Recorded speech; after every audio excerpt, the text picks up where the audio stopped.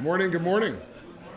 Good to see everyone. Good to see everyone so engaged in conversation, and we'll just have a little show of hands if we are of the people who'd like to claim credit for arranging the weather this morning. All right, that's great. So, good morning. I'm David Cohen, the chair of the trustees of the University of Pennsylvania. It's my pleasure to welcome you here all this morning. On behalf of the trustees, I hope you're having a great alumni weekend, and I have to say, yep. Lee and Hoops, I have to say, what an incredible agenda. I mean, it's just a fabulous weekend. If you can't find something here that tickles your fancy, then I think the problem is on your side and not on our side. And one of the great things I think about Alumni Weekend is that sure, there's the social part, reconnecting with friends and classmates, but it's also an opportunity to enable you to reconnect to the university. And connections are a lot about what this university is all about. And by being here this weekend, by being here today, you've shown yourself to be fully connected to the university, and I think that's one of the great values that we create in the university and that we create in the society as a whole. I know I speak on behalf of all of the trustees when I say that great things are happening here at Penn, and a main reason for that is the leadership that we get from our president, Amy Gutmann. That's also worth a try. Even before Amy, I think our founder set forth the vision for Penn, and that vision basically is to create knowledge for the benefit of society. If you want to put it down into a single phrase. That was Franklin's ideal, and I think it's what we strive to do at this university each and every day. Amy has really advanced this principle and put it in a 21st century context, starting with her inauguration message, but really throughout her 5 years as the president of Penn. And what she's talked about is the need to increase access, to integrate academic disciplines, and then to foster local and global engagement, all with the goal of making Penn both eminent and relevant. And again, notice the concept of connection there, because it is our connection to communities locally, nationally, and globally that I think distinguish Penn and give us our competitive advantage. So while I'm okay with sort of synthesizing those thoughts down into a few sentences, I don't think anyone can articulate this vision with more passion and energy than Amy Gutmann, and it's my pleasure to introduce her to you this morning and turn the podium over to her. Amy? Thank you. Thank you. Thank you. It's great to see all of you here, and thank you so much, David. David Cohn is the lead volunteer of our amazing team at Penn, and I just ask you all to give him a big round of applause. It's fabulous. And I'm also blessed, and you are also blessed, to have here the head of Penn Alumni Worldwide, Lee Spellman-Doty. Lee, would you stand so everyone can see you? So welcome back to campus, everyone. How's it been so far? Good? Yeah, good.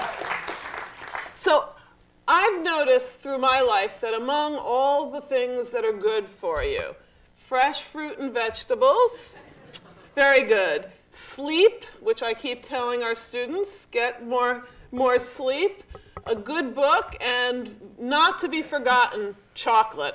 But the top of my list, staying connected to Penn.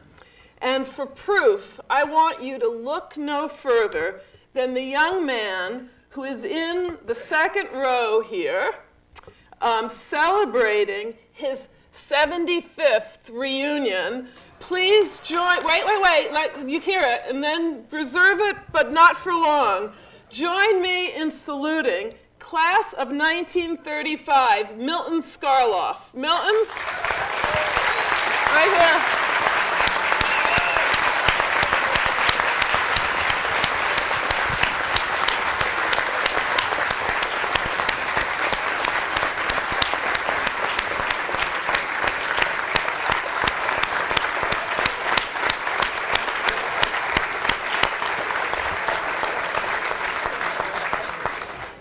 tell you, if that isn't amazing enough, Milton is wearing his class of 1935 sweater from 1935, and it fits him like a glove, which is really great.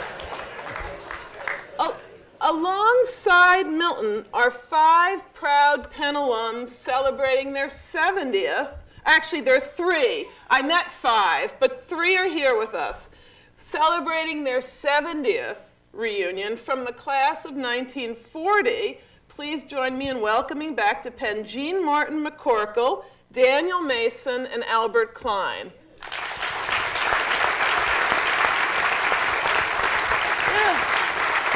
There they are.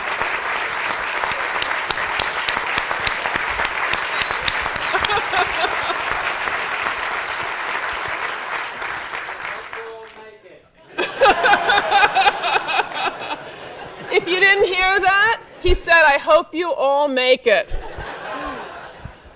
So much has changed in the world and at Penn since the graduation of the great class, these classes, but even the great class of 2005. That was the class of my first graduating class at Penn. Let me tell you a few things that have changed just since 2005. Text and friend became verbs. Defriending entered the lexicon. And the Phillies won the World Series. Let's hear it for the Phillies. Also, Penn became a national powerhouse in women's lacrosse. And our women's lacrosse team is fabulous. And our men's basketball team is going to become fabulous again. Mark my words. Some things haven't changed. Penn retains its timeless beauty and its magic. The Fisher Fine Arts Library still glows inside and out. There you go. And the Palestra still reigns as the cathedral of college basketball. I'm sure that you also find it exhilarating to see how much has changed at Penn since you graduated. And I won't tell you all my sins in life, but one of my sins is that I didn't graduate from Penn. But I was made an honorary member, an honorary alumna by Lee Spellman Doty and the Alumni Association. So I hope I'm atoning for my sins because of all the things that I find most exhilarating in my life, being president of this great university is at the very top. The only thing that even competes with it are my family and friends. And now, the vast majority of my friends are here at Penn. So it's really amazing. And David said what we're trying to do in a capsule, which is take advantage of Penn's amazing momentum and increase access for the very most talented and hardworking students, integrate knowledge across our beautiful campus, which has 12 amazing schools on one gorgeous urban campus, and really demonstrate the impact of the knowledge created at this university on society. The impact both of our research and of, above all, the leaders that we produce. And you are a very important part of that. This past year alone marked several important milestones, especially in financial aid, of which we're very proud.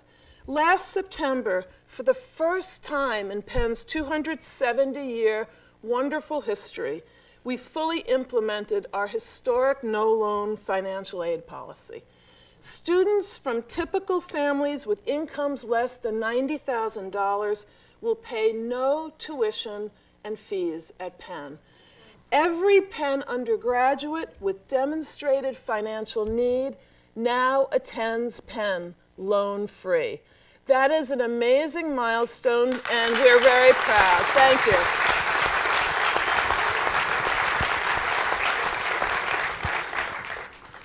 Penn scholarships are more valuable than ever. I still remember the email that a young woman sent to us when she learned she got into Penn with a full scholarship. And she said when she told her father that she had gotten in, her father started crying. And she had never seen her father cry. And he said, I thought before this happened that I'd have to pick up and go back to Mexico because our loan burden was so great. And I knew I wanted you to get into a great university, but I also knew I couldn't afford it. And she ended the email by telling me that her father ended what he said to her through his tears with the following words: "Now I know what the everlasting American dream is all about." It doesn't get much better than that, and I thank each and every one of you who have contributed to Penn for making our financial aid policy possible. Thank you so very, very much for that. At the same time as we are continuing to increase financial assistance for undergraduates, we're also continuing to increase it for our graduate and professional students. A fundraising priority for our Making History campaign has really taken off, and we are $222 million towards our $323 million goal for graduate and professional students. Keeping Penn affordable allows us to educate the most talented students. And as you know, the two ingredients of a great university are its students and its faculty. So, under the second principle of the Penn Compact, integrating knowledge, we have launched major initiatives to encourage greater collaboration across multiple professions and academic disciplines. In 2005, we established the Penn Integrates Knowledge professorships, and we began appointing exceptional teacher scholars who would fortify our interdisciplinary eminence. And many students come to Penn because of our interdisciplinary strength. We now have 10 PIC professors. We call them PIC professors because, I can't say this, but I will. They're the pick of the litter, right? They're the best. Excuse me for that pun. They inspire students and colleagues alike, and they're making history throughout our university. Let me just give you one example. PIC Professor John Marino is an eminent medical ethicist who is hugely influential in a broad variety of areas. He has studied the complicated relationship between science and politics. He has written and spoken extensively about stem cell research and the uses of neuroscience in the military and intelligence communities. And if any of you have seen 60 Minutes recently, this is the hottest area of the intersection between ethics and science. And John recognizes that we're in the midst of a radical sea change, and he really inspires as well as educates students when he says we're going to more directly change our bodies and our brains and our minds than any other generation of human beings. The critical questions become, how much do we change ourselves? What are the values that we bring to bear on this change? You and I may have thought that caffeine and chocolate were the way to stimulate our minds and bodies, but now there are ways with medicines and machines that were not known even to my generation. And John is making a huge difference in bringing knowledge of science and ethics together. This PIC initiative has a galvanizing impact through Penn. Through a new $50 million neuroscience initiative, we will add 5 more PIC professors to Penn and really lead the revolution in brain sciences. Do you know what organ is the organ in our body we know least about? The brain. And that is really critical for us into the future. We know a lot more about other parts of our body than the brain. So our neuroscience initiative is going to lead the way in a responsible understanding of how we deal with our increasing, and importantly increasing, knowledge of the human brain. So now I want to describe, because you're here on our campus, I want to describe just how we are transforming our campus. And this is going to, once you leave this auditorium, literally be before your eyes. And so I'm going to give you a little preview of what's going on. And then when you leave, before you leave Penn for this weekend, make sure you take a look at this live. As you would guess, the economic downturn forced many colleges and universities to freeze major building and renovation projects indefinitely. There were some projects at our peer institutions that were billion-dollar projects, and they were literally just stopped in the before the digging phase. We have not had to stop any of our major projects. Thank you. So let me tell you what we're doing. By marshaling our resources strategically, we have moved full speed ahead to create the ultimate urban campus. And David told you that one of the big themes at Penn is connecting. You are connecting with your classmates. You are connecting across classes. You are connecting to Penn's history and our legacy moving forward. Our campus plan is called Penn Connects. And let me just give you an insight in what we're doing. For starters, we are close to completing the most integrated health complex in the world. Already up and running are the Ruth and Raymond Perlman Center for Advanced Medicine, which offers the finest cancer and heart care on the East Coast. I hope none of you needs it, but if any of you does, you can't do better than to come to the Perlman Center. The world's largest proton therapy center, named for Ralph and Brian Roberts and their family. This proton therapy center is not only the largest, but it's the only one that is going to be collecting data to really test the true efficacy of proton therapy. And for those of you who don't know about proton therapy, the most important thing to know about it is it's so targeted at cancer cells that it minimizes the collateral damage. So it's often the therapy of choice for children, and it's also the therapy of choice for many other, increasingly other, cancers. We look forward to completing the integration of this medical complex very soon, next year, by opening the Translational Research Center, which will accelerate the pace at which we convert lab discoveries into effective new medical therapies. This will make Penn the premier place for bench-to-bedside medicine. Now, we also opened a stunning new 53,000 square foot home for the Annenberg Public Policy Center. And in addition, we completed a beautiful renovation of what was once an antiquated music building and now is the most beautiful connection between the traditional and the new at Penn. We restored the brickwork on the music building and we added a beautiful glass extension in the back as well.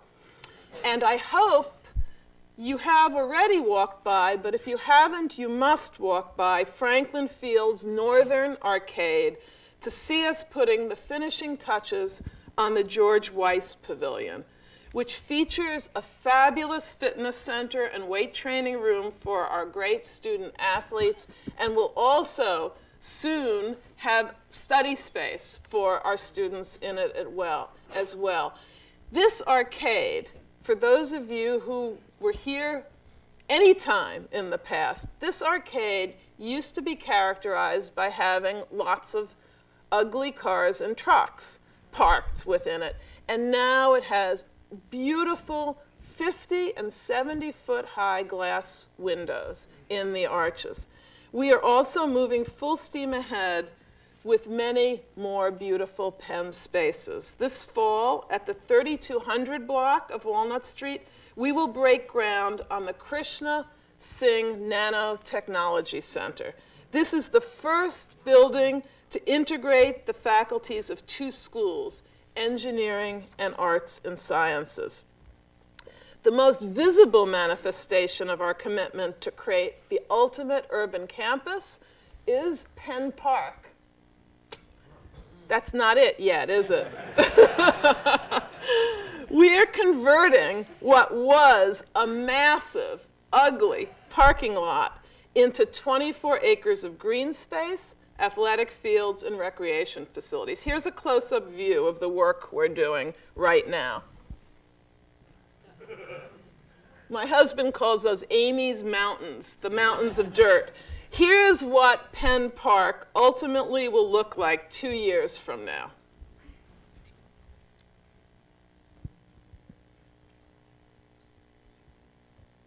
Increasing Penn's total green space by more than 20% underscores our resolve to be the greenest urban campus in the nation. As we create Penn Park and reduce our carbon footprint, we continue to deepen our ties with our neighbors to make West Philadelphia a vibrant neighborhood in which to live, to work, and to raise a family. Each year, we generate $6 billion of economic impact in and around the city of Philadelphia. We prepare our students for service leadership through our Civic Scholars Program, through our Fox Leadership Program, and the Netter Center for Community Partnerships. This year, I'm very proud to say, we were named #1 good neighbor among all the nation's colleges and universities.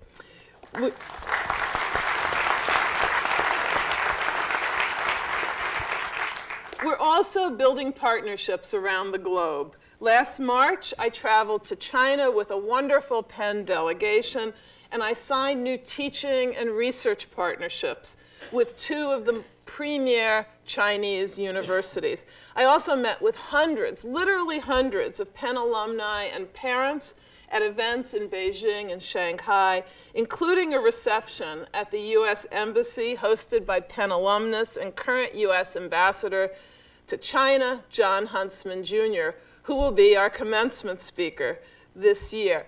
John gave a wonderful, rousing speech at the embassy to an overflowing crowd, saying he had just had Colin Powell there the night before, and the Penn delegation was even greater than the delegation to see Colin Powell. Our engagement with Penn around the world has never been greater.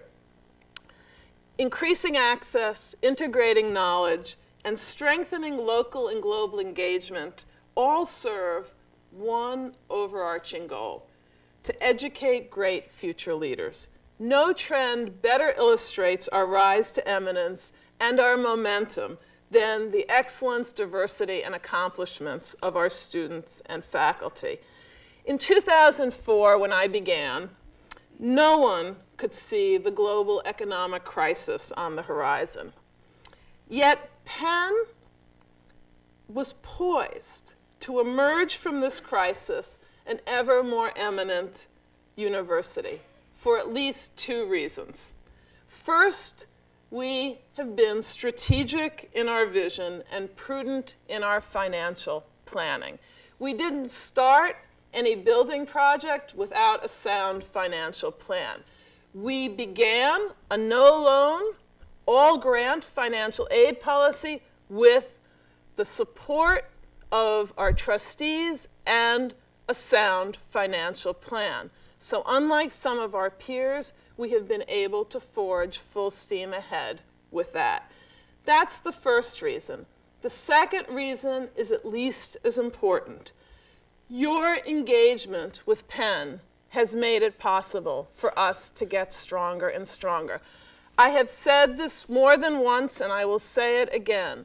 Our strongest asset is our people, and the loyalty and engagement and enthusiasm of Penn alumni worldwide. Wherever I go, I meet Penn alums, and wherever I go, they ask me, what's happening back there? Why is there so much buzz about Penn? And they also often say, when they read that we had, for example, 27,000 applications to our undergraduate colleges, I couldn't get into Penn today. And I smile and I ask them to talk to our Dean of Admissions, who will, of course, confirm that in many cases. But they realize that that's a reason to be all the prouder of Penn. Your diploma is all the more valuable today than ever before. But seriously, we could not have our all-grant, no-loan policy were it not for the support of all your reunion classes. This year's reunion classes set amazing records. Let me just give you one. This year, our reunion classes have raised $74 million, representing a 54% increase over 5 years ago. That is amazing.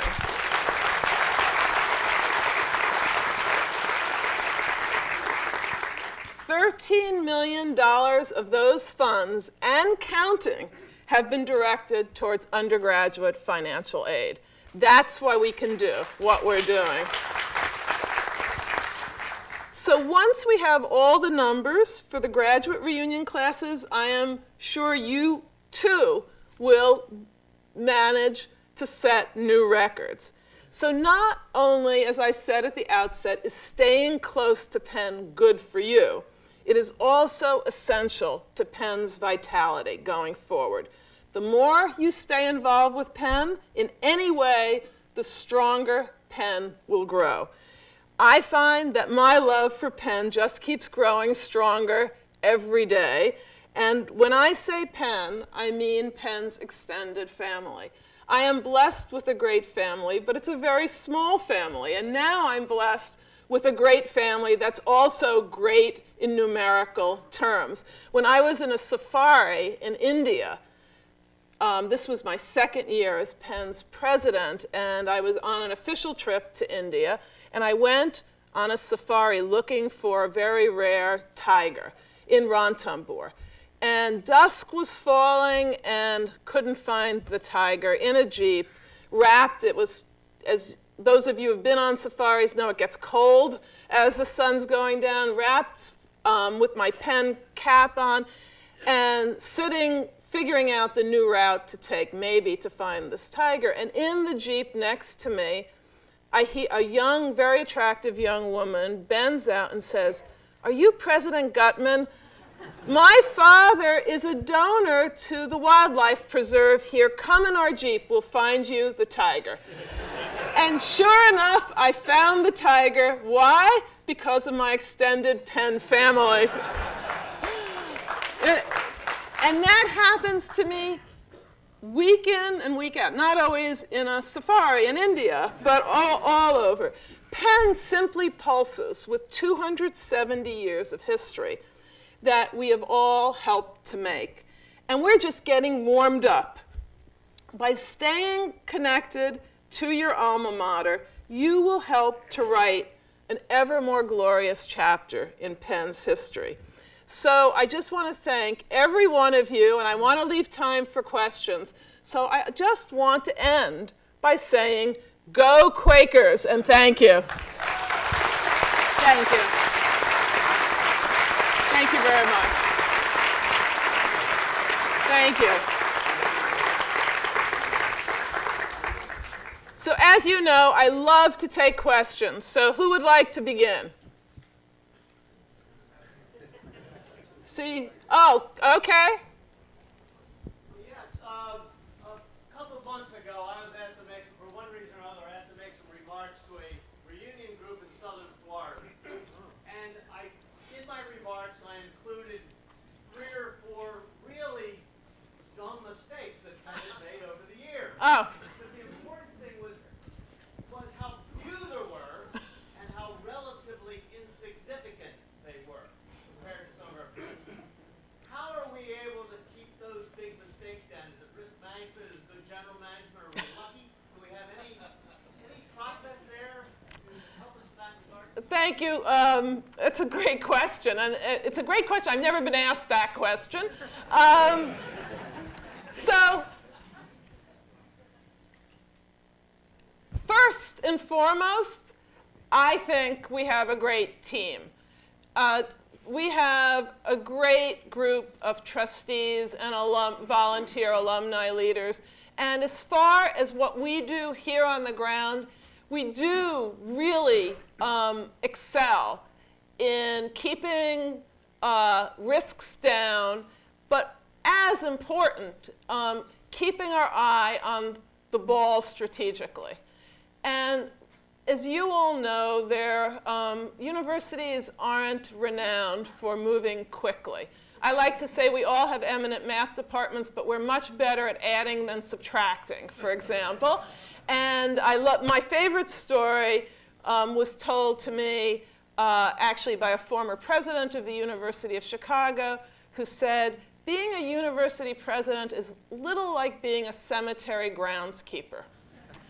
You preside over a lot of people, but you can't get them to do very much. So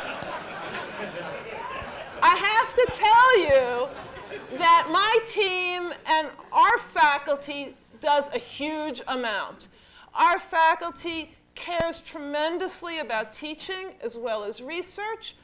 Our professional faculty have their eye on what the most important issues are. And I think the key, in addition to having a great team, is that we have taken Benjamin Franklin's formula into the 21st century about integrating knowledge and putting it into practice for the service of society. We begin it right here at home in West Philadelphia, and Philadelphia is showing what we can do for our city and state and region. And then we also take it as far as not only Washington and this country, where we're hugely influential now, and I'm very proud to be chairing the President's Commission on Bioethics. Well, we haven't done anything yet, so I take no credit for being influential, but to places like China and India. So I would say strategic vision and keen management are the keys, and you can only do it with a great team.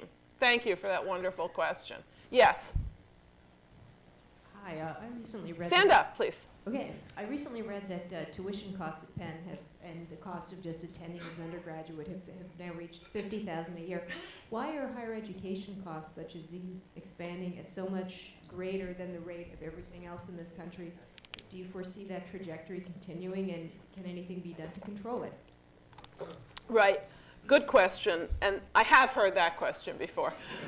You won't be surprised, but it's a very important question. Higher education costs traditionally go up at more than the consumer price index because our bundle of goods, half of our bundle of goods are people. And the bundle of goods in the consumer price index is lower. It increases at a lower rate. So typically, university costs increase at about 2% more than the CPI. However, the key at Penn to keeping costs down are two. There are two keys. One is that we really do state-of-the-art purchasing and keeping our administrative costs down.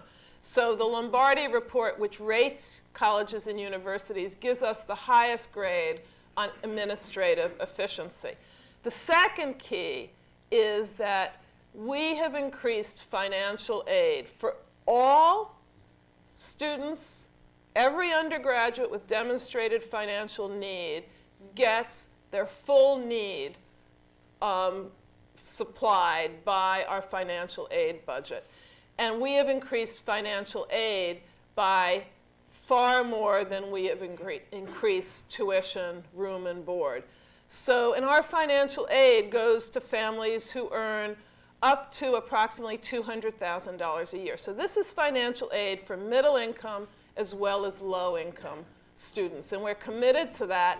And one of the things we're really proud of is that during the hard economic times, Penn has become more affordable to all families. And that's why we saw this year, one of the reasons why we saw a 17% increase in applications to Penn, to the College of Arts and Sciences, to Wharton, to nursing and engineering.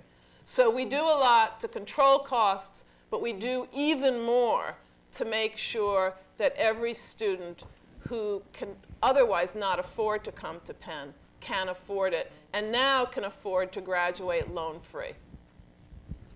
Yes? For many years, our Take the mic, please.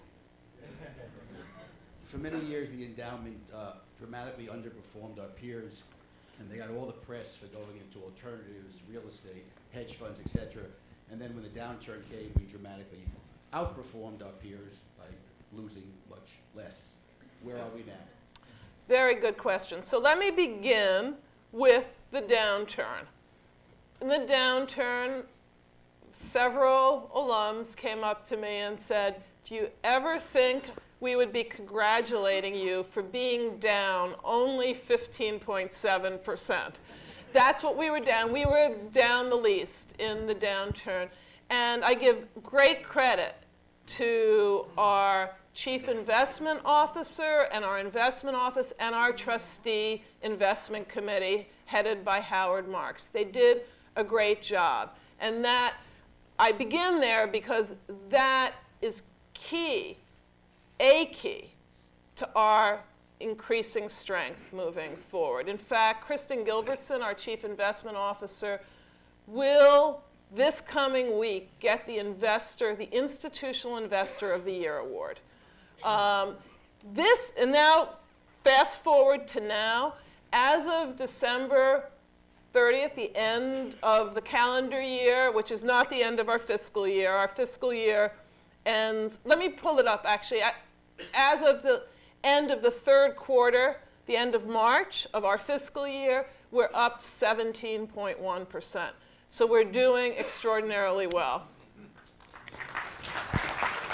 And I have to say, as much as I heard what you began with when I began as president, now I hear one compliment after another about how well our investment office is doing and how much outreach they're doing.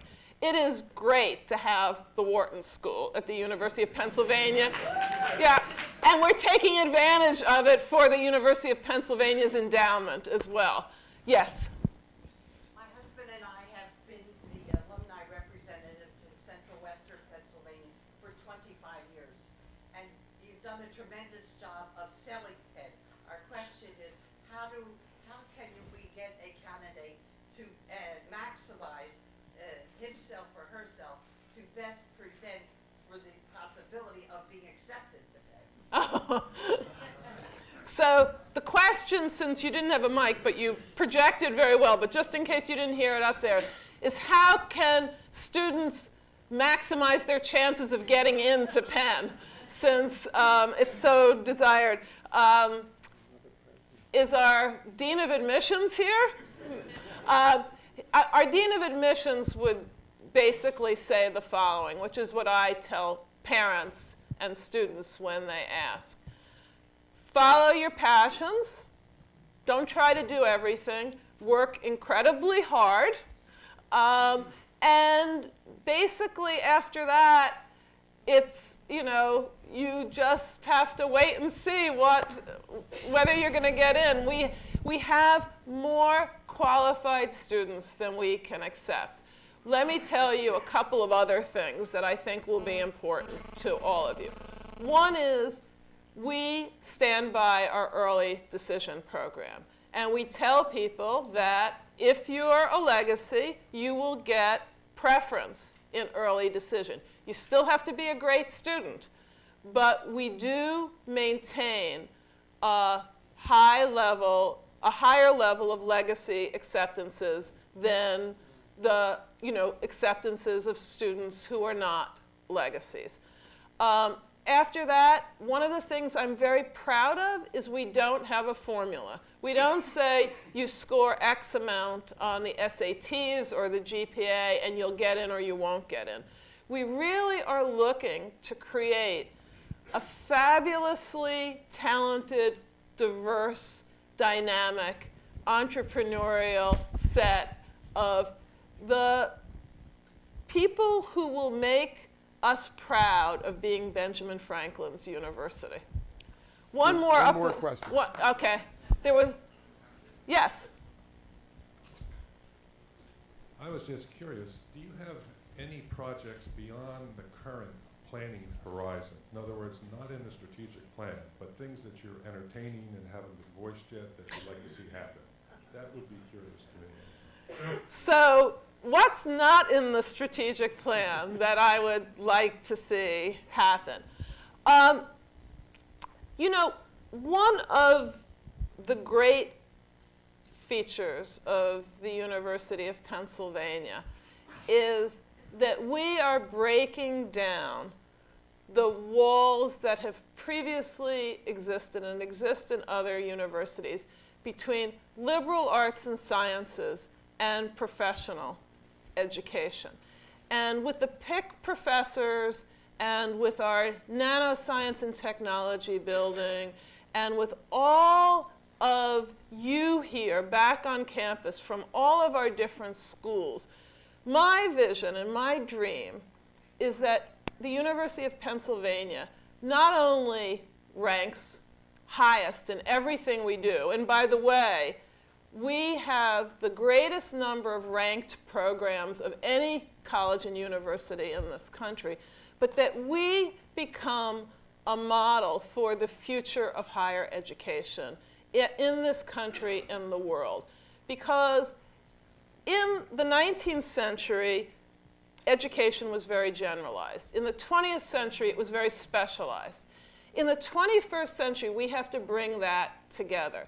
And the reason our graduates are doing so well is because everybody in the so-called real world knows that you have to be both creative and you have to know something very well. So my vision for the University of Pennsylvania is to be a leader in this integration of knowledge in service of society and the world.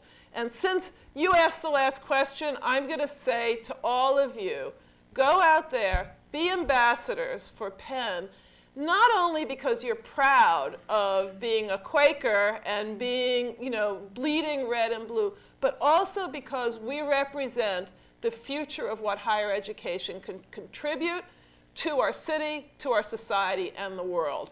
Thank you all very much. Thank you.